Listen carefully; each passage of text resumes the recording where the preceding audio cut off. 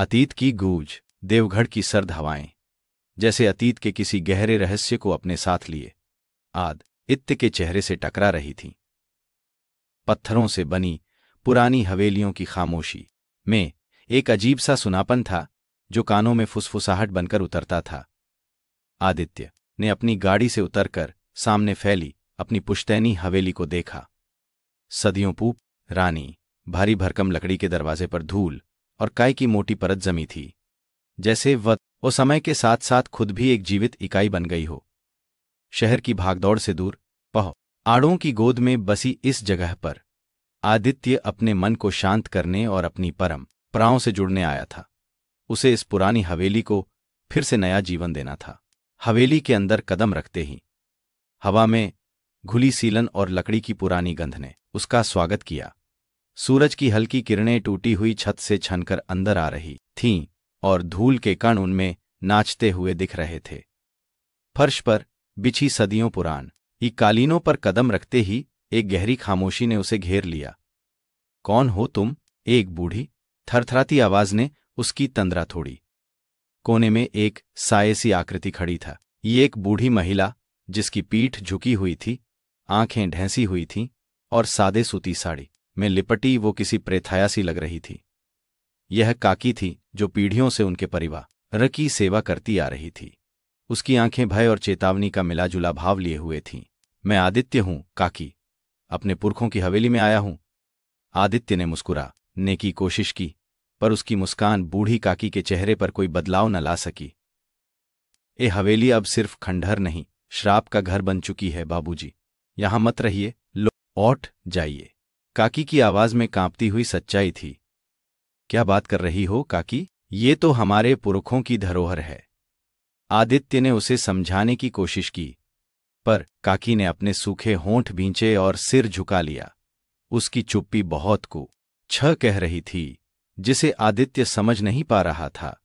हवेली की हर दीवार, हर खिड़की, हर कोने में मानो काकी की तरह ही कोई अनकही कहानी गूंज रही थी। आदित्य ने हवेली की मरम्मत का काम शुरू करवाया। मजदूरों की आवाजों से हवेली में थोड़ी चहल पहल तो आई, पर काकी की चेतावनी उसके मन में घर कर गई थी। एक दिन एक पुरानी अलमारी हटाते हुए उसे पीछे एक गुप्त तहखाना दिखा। उत्सुकता से उसने पत्थर हटा, या तो अंदर एक पुरानी लकड़ी की पेटी मिली। धूल झाड़कर उसने उसे खोला। अंदर एक पुरानी डायरी, कुछ मुरझाए फूल और एक जंग लगा ताबीज था। डायरी के पन्ने पीले पड़ चुके थे और उन पर स्याही धुंधली हो चुकी थी, पर शीर्षक साफ था, अशुभ मुहूर्त की गाथा। डायरी उसकी परदादी की थी। पन्ने पलटते हुए आदित्य की आंखें ठहर गईं। उसमें अजीबोगरीब चित्र और संस्कृत के श्लोक लिखे थे। डायरी में एक अशुभ मुहूर्त का जिक्र था, जिस दिन परिवार पर एक महाश्राप पड़ा था। इसके बाद के पन्नों में सिर्फ डर और बेचैनी थी। परदादी ने लिखा था कि कैसे परिवार के एक सदस्य की रहस्यमय तरीके से मौत हो गई थी और कैसे उसके बाद हर साल उसी दिन कोई न कोई अनहोनी होती थी। अंतिम पन्नों पर उन्होंने एक बलि और एक खूनी रस्म का जिक्र किया था जो हवेली के नीचे कहीं हुई थी। आदित्य के रोंगटे खड़े हो गए। यह सिर्फ अंधविश्वास था या कोई भयानक सच्चाई? उस रात आदित्य को नींद नहीं आई। डायरी में लिखी बातें उसके दिमाग में घूम रही थीं। उसने काकी से फिर पूछा, काकी, क्या तुम जानती हो उस महाश्राप के बारे में, उस बलि के बारे में? काकी का चेहरा सफेद पड़ गया। उसने थरथराते हाथों से आदित्य को रोका। बाबूजी, उन बातों को मत कुरे दो। वो सोया हुआ नाग है जिसे जगाने से सिर्फ तब आही आएगी। हवेली की नींव में एक गहरा राज दफन है जिसे वहीं रहने दो। उसकी आंखों में एक अजीब सा दर्द और समर्पण था। लेकिन क्या है वो राज? मैं जानना चाहता हूं। आदित्य की आवाज में दृढ़ता थी।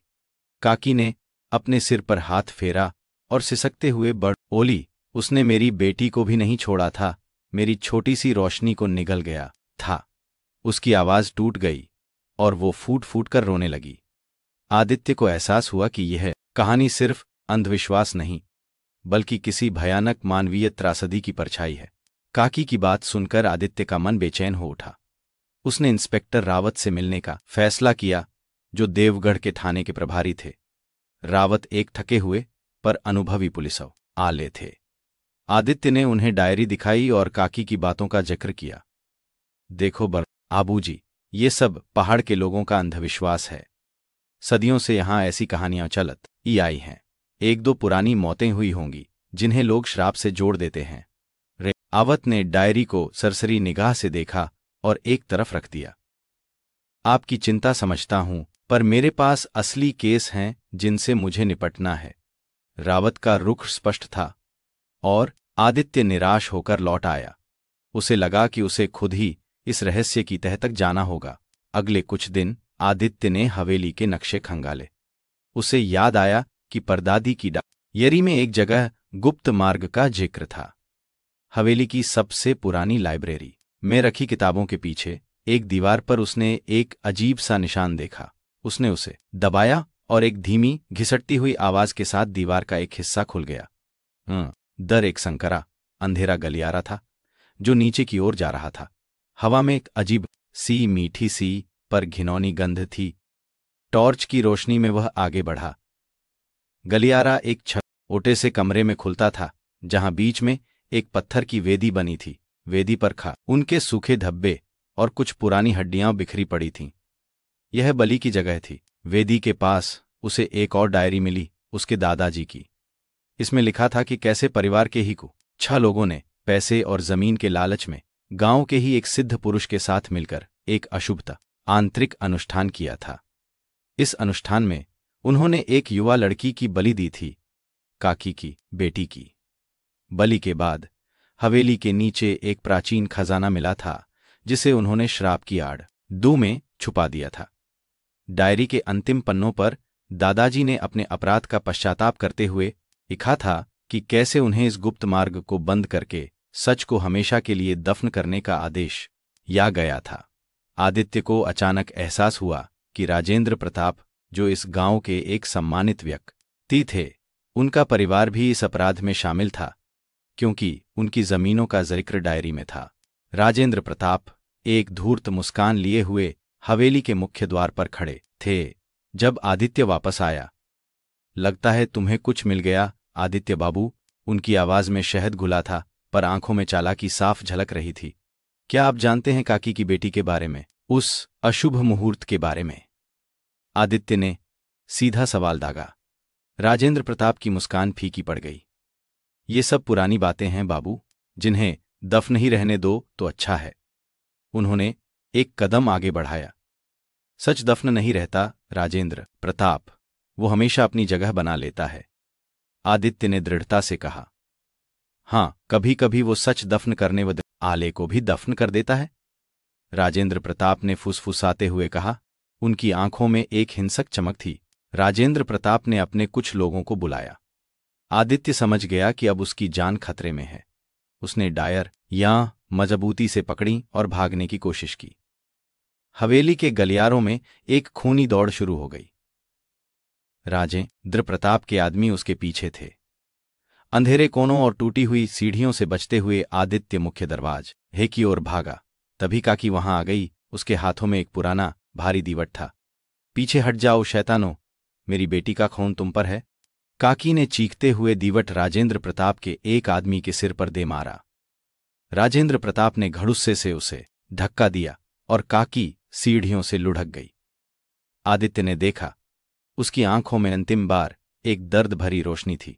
काकी की मौत ने आदित्य को अंदर तक हिला दिया।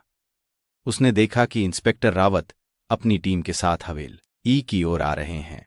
उसने तुरंत उन्हें आवाज दी। रावत और उसकी टीम ने राजेंद्र प्रताप और उसके आदमियों को धर दबोचा। आदित्य ने रावत को डायरियां सौंप दीं जिनमें सदियों पुराना राजदफन था। सच सामने आ गया। पैसों और जमीन के लिए रचा गया एक जघन्य षड्यंत्र जिसे अंधविश्वास का जामा पहन आया गया था। राजेंद्र प्रताप और उसके पूर्वज इस अपराध में लिप्त थे। हवेली ने अपने कई रहस्य आदित्य के सामने खोल दिए थे। देवगढ़ को उसका सच मिल गया था, पर आदित्य को एक ऐसा बोझ मिला था जो उसकी आत्मा को हमेशा कछोड़ता रहेगा। उसके पुरखों के पापों का बोझ। हवेली आज भी खड़ी है, पर अब वो सब इर्फ पत्थरों का ढांचा नहीं, बल्कि अतीत की उन गूंजों का मौन गवाह है जो कभी खत्म नहीं होंगी। आपको ये कहानी कैसी लगी? हमें कमेंट्स में बताएं। और चैनल को सब्सक्राइब करना न भूलें।